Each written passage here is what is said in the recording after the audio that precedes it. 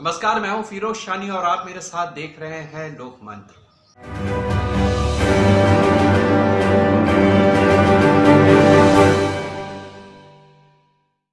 देश का सबसे बड़ा सरकारी bank state bank of India ने सुप्रीम कोर्ट से कहा है कि वो जो इलेक्टोरल बॉन्ड्स हैं उनका डेटा इतने जल्दी नहीं मुहैया करा सकता, उससे समय चाहिए। उन्होंने कहा कि हमें 30 जून तक का समय चाहिए।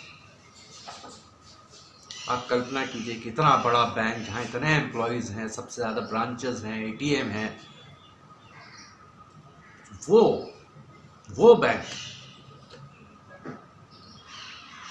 22,217 इलेक्ट्रॉल बॉन्ड्स का जो डेटा है, जो पूरी तरह से कंप्यूटराइज है, जो कंप्यूटर में है, वो मुहैया नहीं करा सकता। ये अपने आप में बड़ी हास्यास्पद बात लगेगी, जबकि सुप्रीम कोर्ट ने कहा था कि 6 मार्च तक वो ये बॉन्ड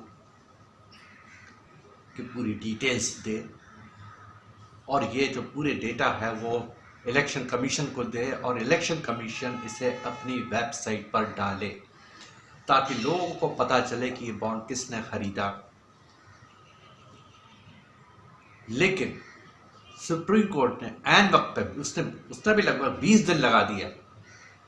जब सुप्रीम कोर्ट ने फैसला दिया था उसके 20 दिन के बाद अचानक उनकी नींद जागी इस बैंक की और ये कहा कि जी इतने जल्दी तो हम कर नहीं सकते, हमें और समय चाहिए।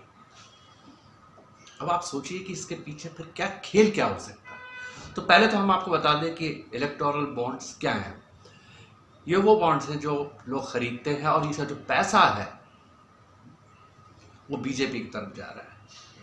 और जैसे कि कांग्रेस ने आरोप लगाया है कि बीजेपी को इन बॉन्ड्स के थ्रू 6500 करोड़ रुपए मिले हैं। 6500 करोड़ रुपए, आप अंदाजा लगा लियो। बाकी जो छुटपुट है वो दूसरों को मिला, लेकिन 6500 करोड़ रुपए बीजेपी को मिले हैं। उनका ये भी आरोप है इसमें कई ऐसी कंपनीज हैं, इसमें कई इंडिविजुअल्स हैं, कांग्रेस का ऐसा आरोप है, जिन पर ईडी सीबीआई वगैरह की रेड पड़ी थी या जो खतरे में है कि हम कभी फंस सकते हैं।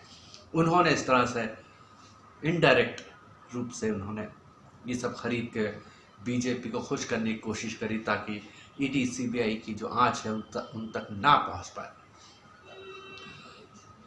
एक पीआईएल पर सुप्रीम कोर्ट ने एक फैसला बड़ा जबरदस्त सुनाया था।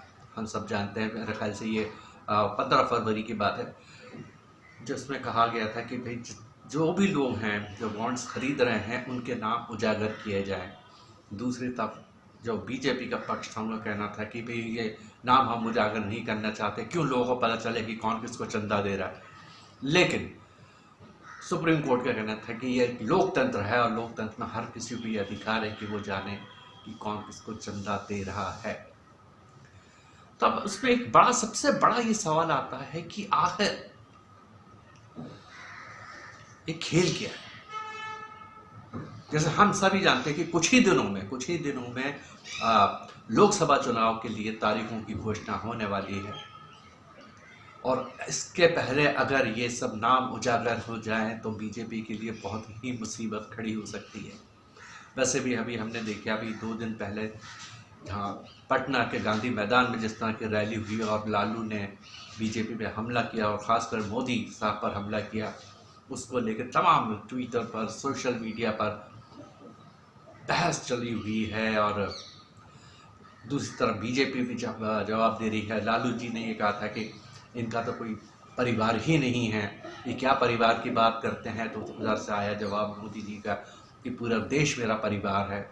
इसके अलावा फिर उनके जितने, चाहे वो अमित शाह गृह मंत्री हों, चाहे पार्टी अध्यक्ष नड्डा हों, वो सब कह रहे हैं कि मोदी इज़ माई फैमिली। इस तरह के उन्होंने ट्वीट किए। तो सवाल ये है कि आखिर बीजेपी इतना घबराई क्यों है। उसके लिए दरअसल क्या है कि जैसे कहते हैं ना कि जब मुसीबत आती है तो चारों तरफ से आती है। एक तरफ जो एनडीए गठबंधन है उसको लेके भी बहुत ही कोई अच्छी खबरें नहीं आ रही हैं। बिहार में भी ऐसा लग रहा है कि चिराग पासवान पल्ला झाड़ रहे हैं, उधर महाराष्ट्र में भी प्रॉब्लम हो रहा है।